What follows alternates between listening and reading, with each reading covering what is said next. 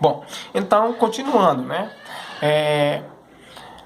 Neste domingo, 7 de setembro, nosso país, completará 198 anos da separação de Portugal. Então, eu dizia que para muitos historiadores, historiadoras, né, é vista ainda como independência. Mas é preciso que a gente discuta, né, com muita propriedade, com muita precisão e com muita crítica construtiva, né, esse sentido da independência. Então a gente construiu esse texto, né, e elaboramos algumas indagações que nós acreditamos ser muito pertinentes para que a gente possa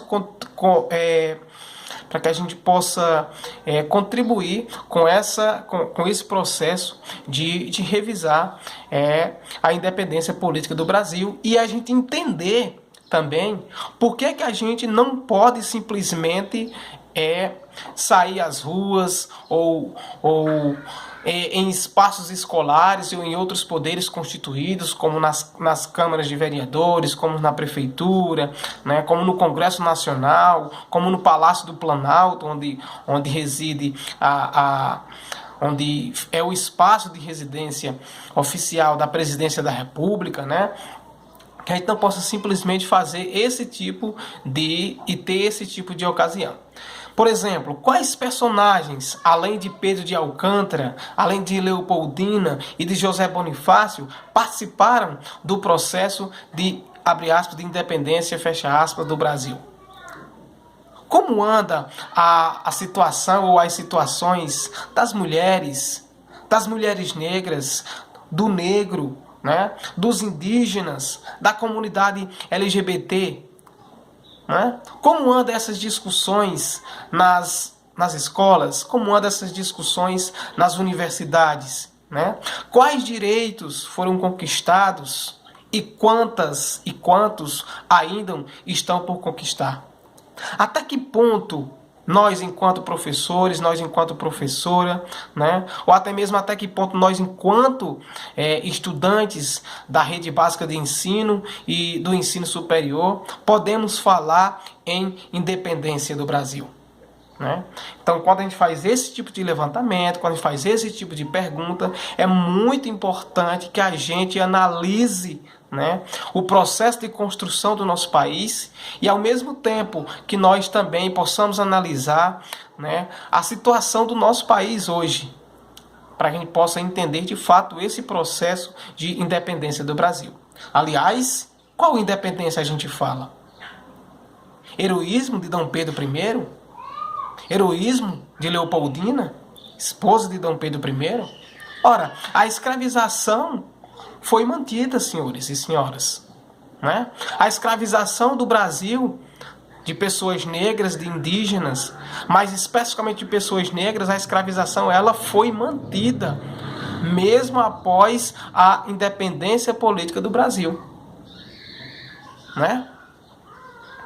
Ora, a situação ruim da grande maioria das pessoas, né, da grande maioria da população que não era escravizada, que não foi escravizada, essa situação ruim dessas pessoas também foi mantida.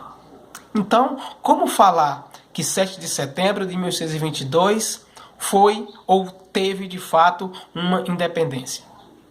Então essas perguntas, elas são muito importantes porque elas vão nos ajudar a entender esse processo e elas vão também, né, nos ajudar para que a gente não alimente essa história romantizada, né, que nega outras histórias, que não questiona o fato de ter havido a manutenção da escravização de pessoas. Né? Então são importantes nesse sentido. E aí, para construirmos esse texto, que vocês podem ter acesso a qualquer hora no blog, né?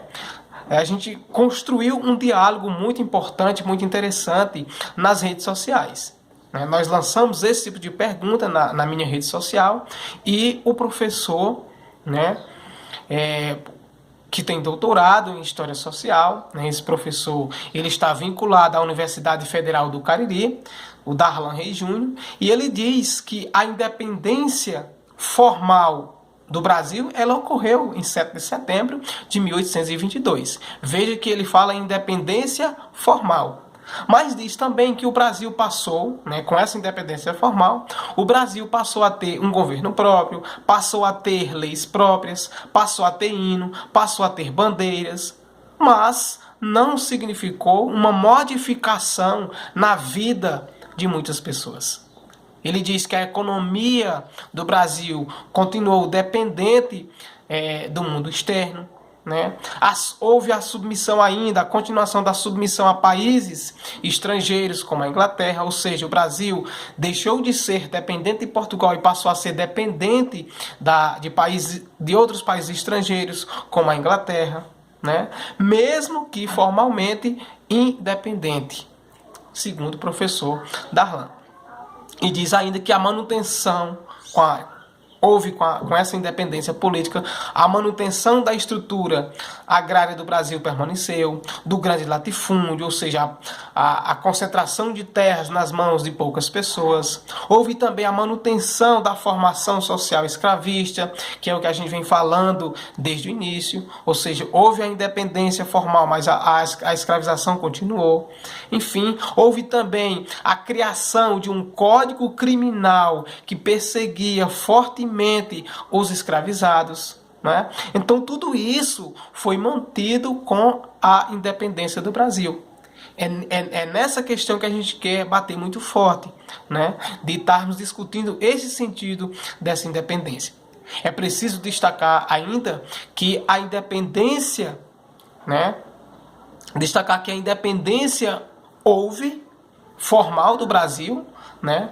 Mas a independência onde a soberania popular não teve, a gente não teve essa independência onde houvesse a soberania popular, ou seja, onde as pessoas tivessem o direito, né, de por exemplo, escolher, né, os seus representantes, embora isso só venha a ocorrer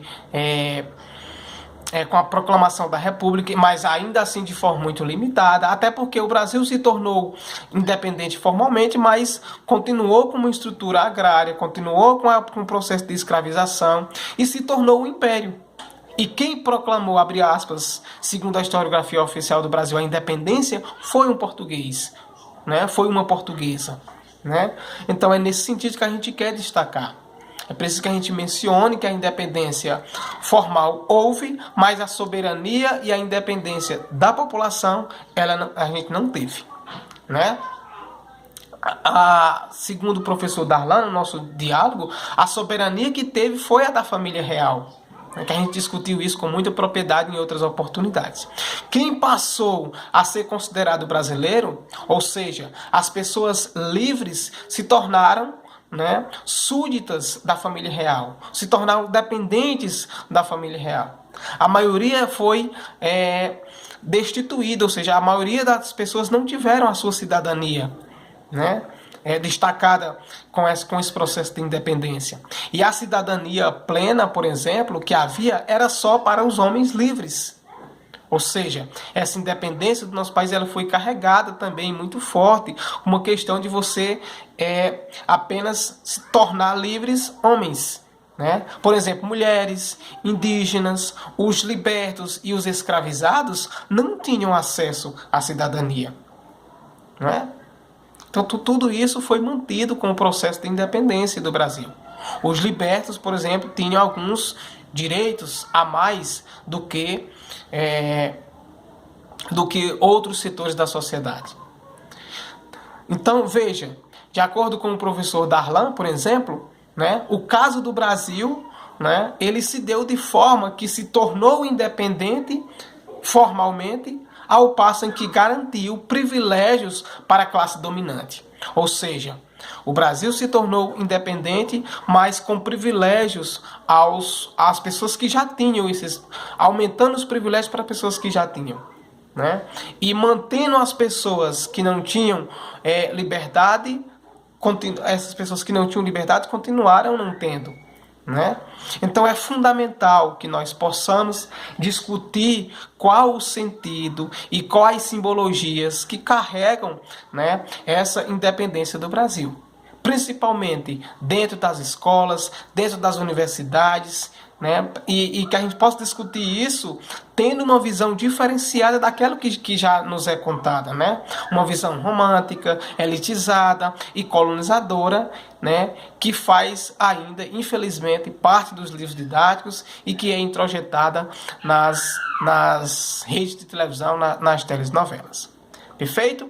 Então, dentro desse quesito, aproveitar que hoje, segundo a historiografia oficial, é visto como a data da independência do Brasil, nós trouxemos essa discussão para que vocês possam refletir e possam construir uma nova ideia, né, possam ter uma nova discussão, né, sobre esse processo da independência política do Brasil.